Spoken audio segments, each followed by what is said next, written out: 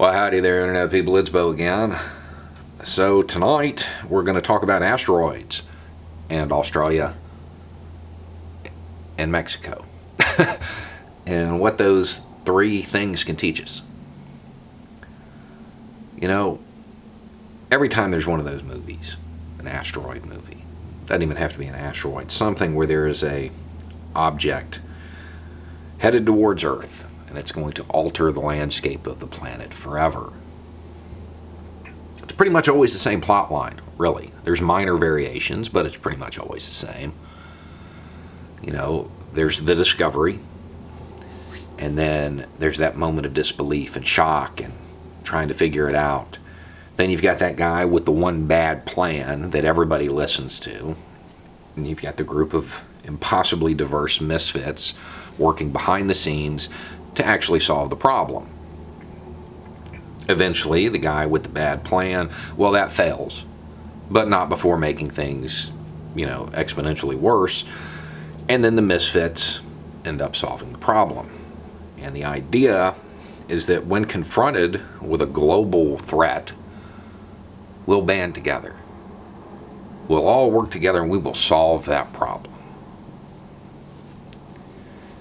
And when I watch those movies, I have to admit that somewhere deep inside, man, I can't wait for that asteroid. To see all those divisions just melt away. But sometimes we don't see the asteroid coming. In Australia right now, we get to watch this same idea play out on a smaller scale. They're having fires, and we can't even compare them to California wildfires. They're even crazier than those. They're so big. They're developing their own weather patterns. They're causing phenomena I'd never even heard of. I didn't know what a fire cloud was before this. Flames from these fires are hitting 230 feet. It's hard for a lot of people to visualize distance like that.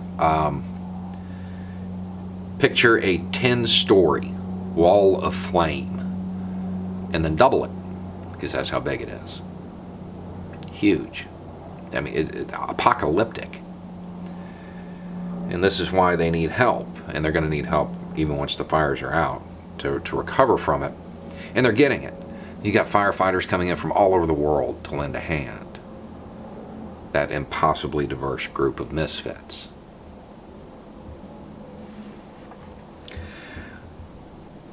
It's widely believed that these fires are the result of climate change. See, that's our asteroid movie, the real-life asteroid movie. And right now, we're all in that phase where we're listening to the guy with the bad plan, who's funded by the oil industry, or the coal industry. We all know that it's real. You have to. You have to understand that pumping this stuff out in these quantities is bad. You would not sit in the garage with all the windows and doors closed with your car running. It's a bad idea. It's not that much of a stretch to understand that the garage is the planet with the atmosphere sealing everything in, and your car is your car. This isn't good. It's not good. We know it's real.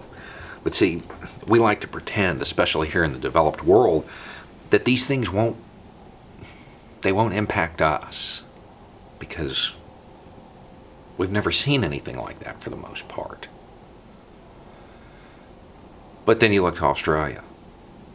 That is the developed world. And you see what they're dealing with. And you can see it in natural disasters all the time. And there's this shock when people begin to understand how fragile society really is. It doesn't take much to send it off kilter.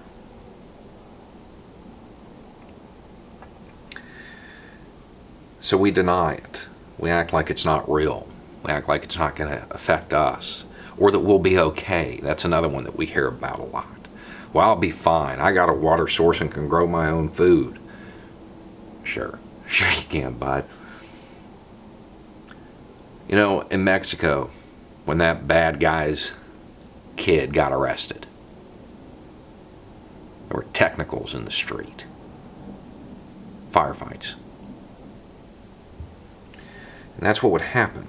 Those with power in a situation like that, oh, they're coming for that water source, buddy. And right now you're saying, oh, see, my neighbors, they'll use that water source too. They'll help me out. I love that. Band together with your neighbors. All about community organizing. I think it's a great idea. And it's good.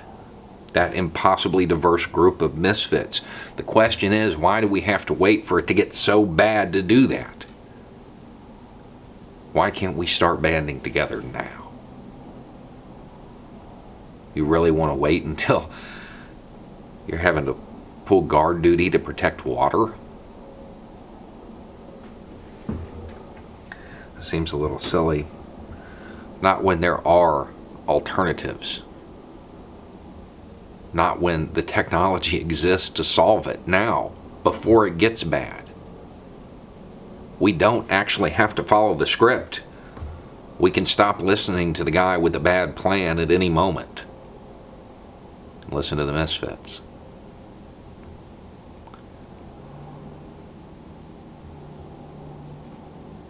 We're at that point where we've got to make the decision. We've got to decide, are we going to ride it out? Do we need to get gas masks for everybody? Does everybody need to have canned food on hand? Are we going back to the Cold War attitude?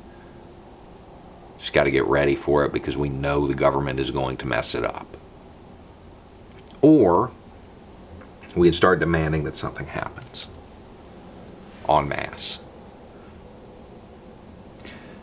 We can start banding together now to stop the problem rather than react to it. We see it coming, just like everything last week in those videos. We know it's coming. And if we sit down and think about it, we see the dominoes fall. We know how it's going to play out. I don't know why we feel the desire to wait just to see how bad it'll get. Have they made so many of those movies that we actually want to live one out? Anyway, I put my faith in the misfits. Anyway, it's just a thought. Y'all have a good night.